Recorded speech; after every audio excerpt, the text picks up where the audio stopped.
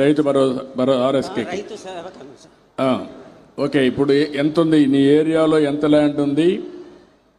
ఏమేం పంటలు వేసారు? ఎంత ఆదాయం వస్తూ ఉంది? సమస్యలు ఏంటి? లాభాలు ఏంటి? చెప్పు.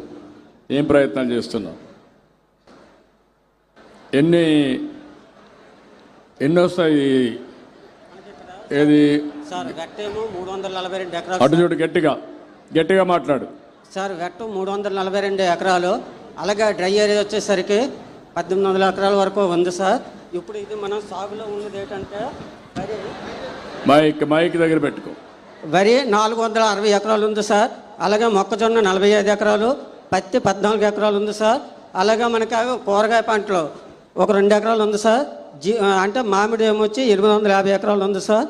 అలాగే మనకి నీలగిరి టేకు కలిపి వచ్చి 15 ఎకరాలు ఉంది. టోటల్గా కల్టిబుల్డ్ ఏరియా 1402 ఎకరాలు ఉంది సార్. ఓకే, వరిలో ఆదాయం ఎంత వస్తుంది?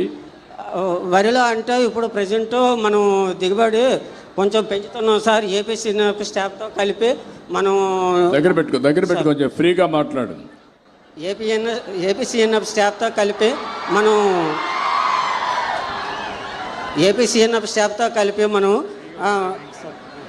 కానీ ఆయన మాట్లాడతాడు, కానీ దగ్గర పెట్టుకో. ఏపీసీఎన్ఎఫ్ స్టాఫ్తో మనం అంటే గ్రీన్ మెన్యూర్ సీడ్ వేపిస్తున్నాం.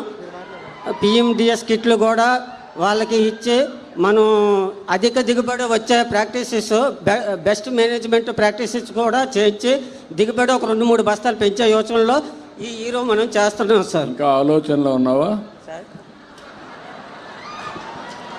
అమలు కావాలిగా తమ్ముడు, ఆలోచనలో ఉంటే ఎట్లా సార్? అదే చెప్తున్నాను సార్, ఫార్మర్స్కి చెప్తున్నాను సార్. నీ రైతు భరోసా కేంద్రం ప్రొడక్టివిటీ ఆవరేజ్ ఎంత ఎకరాకు సార్?